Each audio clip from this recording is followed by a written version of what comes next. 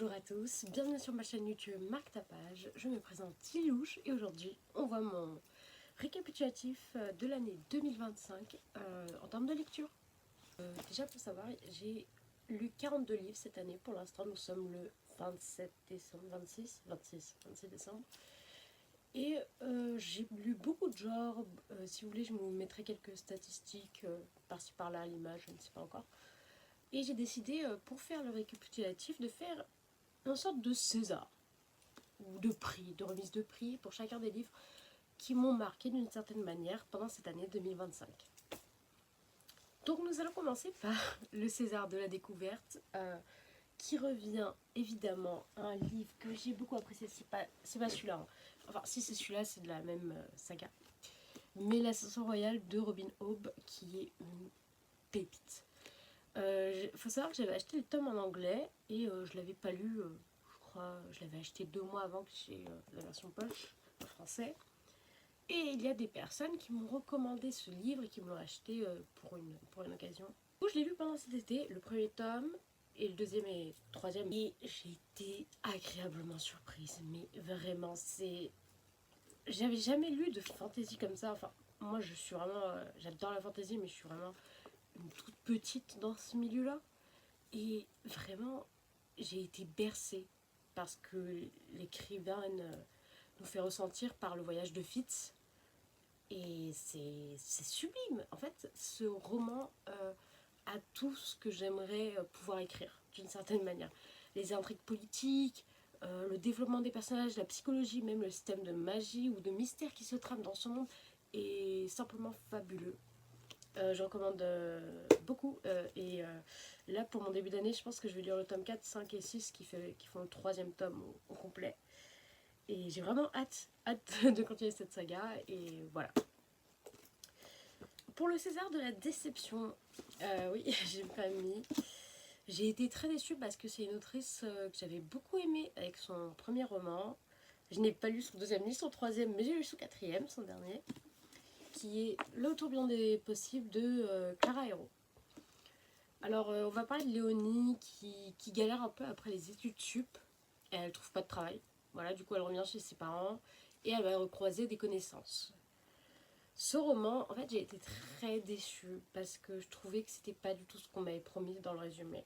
On nous parle de remise en question, de possibilités, d'être un peu perdue. En fait, Léonie, là, elle est pas du tout perdue. Elle sait complètement ce qu'elle veut faire. Elle a plusieurs possibilités qui s'ouvrent à elle par rapport à son chemin. Ça, je veux bien. En fait, ce livre m'a énervée. J'ai tellement pas apprécié le personnage de Léonie. Je dis pas qu'il est mal construit, hein. Je ne dis pas ça, mais son personnage je ne l'ai vraiment pas apprécié. Je l'ai trouvé très gamine, très égoïste. Et même si je trouve que son personnage, bah, voilà, il est fidèle à lui-même, je ne l'ai pas trouvée attachante. Vraiment pas. Au début encore oui, mais vers la fin, ça l'a pas fait. Et oui, je trouvais vraiment que c'était pas... Ou peut-être c'est moi qui me suis fait des films, hein, mais c'est pas du tout ce que j'avais envisagé pour ce roman.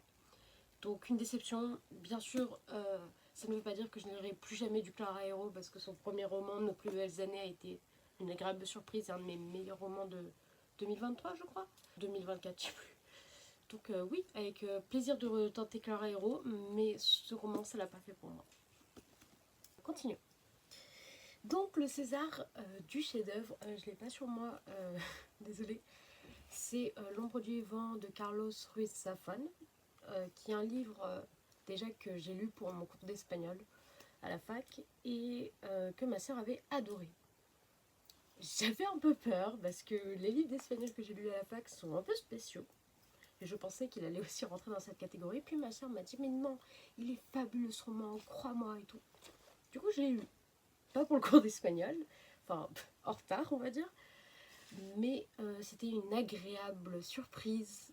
Une œuvre comme on n'en voit pas tout le temps en fait. Elle est écrite avec finesse, poésie, du début à la fin. C'est un roman qui mélange plusieurs genres tels que la romance, le policier, le fantastique. C'est un roman d'apprentissage du petit Daniel, 10 ans, lorsque son père lui montre le cimetière des livres oubliés. Comme dans la tradition, Daniel va choisir un livre dont L'ombre du vent, d'un certain Julien Carax. Suite à ça, il va avoir une sorte d'obsession pour cet auteur, de savoir qu'est-ce qu'il est devenu, où il est, tout ça. Et en même temps, il y a plein de petites intrigues qui se passent, le passé, le présent, on est dans une Espagne juste après la guerre. C'est fantastique, je vous le recommande à 100%. Je crois qu'il y a deux ou trois autres tomes dans cette saga, mais le tome 1 suffit à lui-même. Moi, ça ne m'intéresse pas trop de lire les autres livres parce que l'expérience que j'ai vécue avec celui-ci me convient tout à fait et j'ai pas besoin d'en avoir plus en fait. Ça me va et c'est très bien, ça se finit d'une façon belle, fine et ça nous transporte vraiment. Du coup, je le recommande avec plaisir. Alors, la suite, Pépite, que j'ai eu de 2025, j'ai hésité. Mais j'ai choisi The Burning Gold de R.F. Kuang. J'espère que vous connaissez tous cette œuvre qui est The Poppy War. C'est excellent. Excellent, ça m'a fait chialer à la fin. Je mettrai une photo. Donc voilà, mais excellent moyen de terminer cette saga.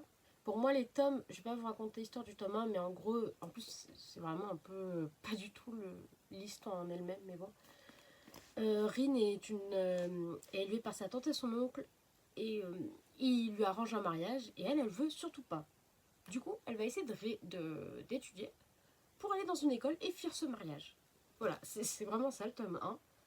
En tout cas, le résumé de celui-ci, et de toute façon, si je dis plus, ça va un peu spoiler.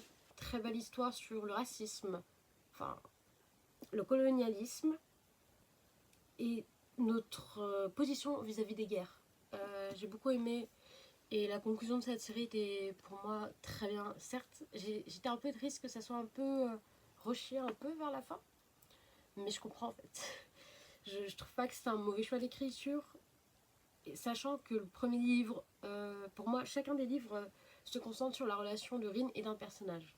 Donc le tome 1 pour moi c'est avec Altan, le deuxième c'est avec Neza et le troisième c'est avec Kité. Et voilà, c'est vraiment la relation de Rin qui a le plus compté pour moi, Kité et elle.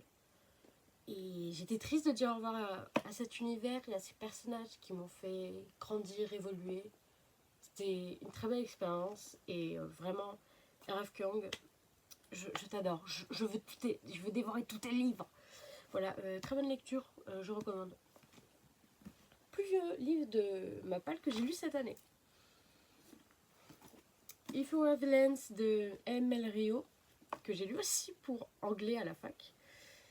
En retard toujours, j'avais bien démarré le roman mais j'ai pas fini à temps.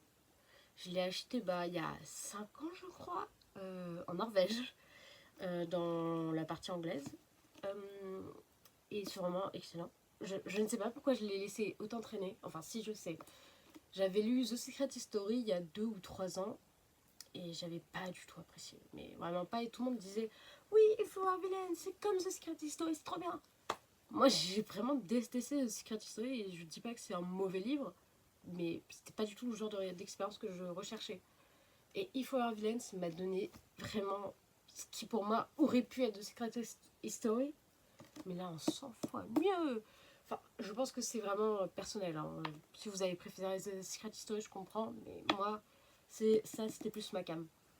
Là, on va parler d'Oliver, qui est relâché de prison au bout de 10 ans d'une peine. Et le policier l'ayant arrêté veut savoir en fait la vérité derrière cette histoire. Et du coup, on revit en plusieurs actes et plusieurs scènes ce qui s'est passé durant leur dernière année d'école, de fac. Je crois que c'était la fac, je pense. J'ai jamais trop compris si c'était le lycée ou la fac. Pour moi, c'était la fac. Très bon livre et vraiment l'écriture. J'ai beaucoup apprécié tout ce qui était des références, de comment c'était écrit par acte et scène. Je sais que je l'ai déjà dit, mais j'ai trouvé ça vraiment original et pertinent, vu l'histoire et vu le contexte. Et c'est une belle histoire. Vraiment, les liens entre les personnages. J'ai eu quelques petits bémols par rapport au personnage de Meredith, principalement, que je trouvais que parfois était un peu trop survolé. Je l'aime beaucoup Meredith, hein, mais je pense qu'elle aurait pu être tellement mieux, vraiment. Donc très bon livre, enfin sorti, yes. Je vais trop un séquel après celui-là, mais il n'y en a pas, et peut-être c'est mieux comme ça. Voilà, le César de la douceur. Un livre que je ne sais pas si vous avez entendu parler, mais c'est un été à Nantucket de Eline Hidelberend, j'espère que je pense bien, qui est une lecture que j'ai lue cet été, totalement douce, qui parle de plein de sujets et qui en même temps est juste un récit de vie pour moi d'une famille. En fait, ça va être une famille, je me rappelle plus bien des prénoms.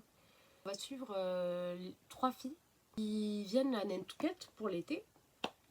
Sauf que cette année-là, beaucoup de choses ont changé. Leur frère est parti à la guerre du Vietnam, si je ne me trompe pas. Oui. Blair, la plus grande, est enceinte. La deuxième veut son indépendance. Et Jessie rentre dans la puberté. La mère est un peu déboussolée. Et du coup, on va suivre cette famille. Il y avait un petit plot twist à la fin. Pas trouvé très utile à l'histoire. En fait, vraiment, cette histoire, c'est juste une histoire de famille. Une intrigue de famille qui est douce. Et elle m'a fait ressentir de belles choses. Je vous la recommande vraiment. J'avais eu ce livre pour un de mes annives que j'ai enfin lu. Merci Tom. À lire pendant l'été et c'est tout douillet, c'est parfait. Si vous voulez juste un livre avec un bon feeling, allez-y. Très bien. Le César de l'autrice que je veux le plus découvrir maintenant, c'est Melissa d'Acosta, Les femmes du bout du monde. J'ai Tout le bleu du ciel dans ma palle. Enfin, c'est ma mère. C'est ma mère qui l'avait acheté et je voulais le lire, mais j'ai pas eu le temps. Bon. Et j'ai acheté Les femmes du bout du monde. Non, on me l'a offert, merci Amandine.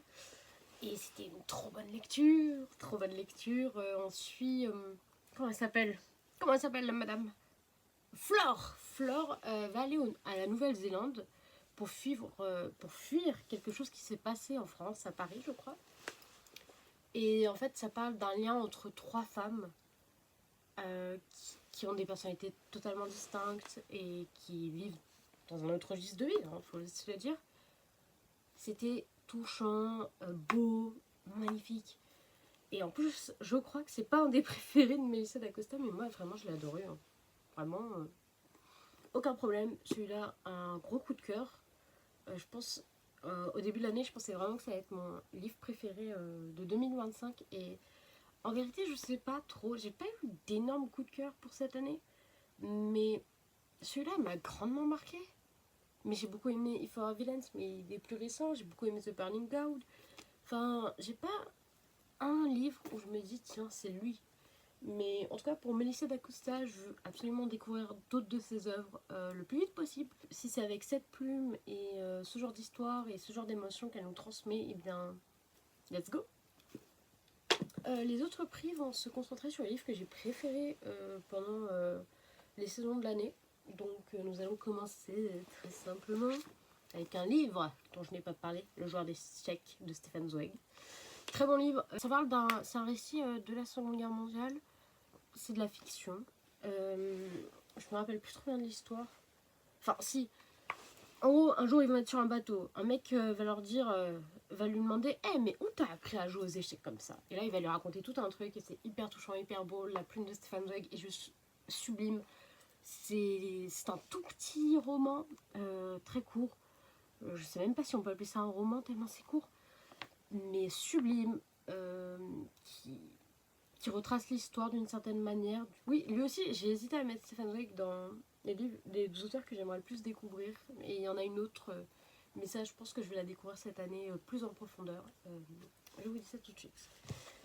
Au printemps, eh bien, le César du prix du printemps, Les femmes du bout du monde, Melissa d'Acosta, je ne vais pas revenir là-dessus, mais très bon livre qui m'a fait beaucoup voyager. Merci. Pour l'été, je ne l'ai pas en papier, je l'ai lu en numérique, c'est Elle et lui de George Sand. Elle et lui de George Sand retrace dans une... C'est un peu une biofiction pour moi, une autofiction, parce que George Sand va reprendre son histoire avec Alfred de Musset et dire en fait son point de vue dessus. Alfred de Musset, plutôt avant, enfin dans leurs années, avait écrit sur leur relation à George Sand et lui. et elle lui a répondu dans cet écrit qui est de la fiction, enfin c'est pas eux, c'est pas... Mais il y a des aspects autobiographiques dedans. Donc très beau. En fait j'ai que ce mot à la bouche, mais j'ai trouvé vraiment sa plume si belle, si fine, si poétique. La relation entre cet homme et cette femme, j'ai trouvé destructrice et en même temps. C'était juste une très belle découverte. J'ai hâte de découvrir plus George Sand. Ce sera sûrement pour une de mes vidéos. Vraiment, très bonne lecture et je vous recommande. Pour l'automne, j'ai un doute. De toute façon, ces deux œuvres que je vous ai déjà présentées, ça se joue entre If You Are Villains et L'ombre du vent de Carlos Ruiz Zafón. J'ai trouvé ces deux œuvres absolument marquantes, mais vu que je n'ai pas encore le recul pour moi de me dire tiens c'est lui que j'ai préféré ou pas, je laisse comme ça. Donc voilà. Cette année 2025, j'ai bien aimé ce que j'ai lu, mais j'ai pas eu de gros coups de cœur, mais pas non plus de grosses déceptions. Et encore, en vrai j'en ai eu quelques-unes, mais j'ai pas eu de gros coups de cœur, et ça j'en suis triste. J'ai pas eu de gros 5 étoiles, par exemple j'ai mis The Burning God 5 étoiles ou 4,75. Mais sinon, je ferai une vidéo concernant les lectures que je planifie de lire. J'espère que cette vidéo vous a plu. A bientôt sur ma chaîne, marque ta page. Et dites-moi ce que je peux faire, si je peux m'améliorer en quelque chose ou quoi. Je suis ouverte à toute critique et ouverture. Merci. Merci de m'avoir regardé et à la prochaine.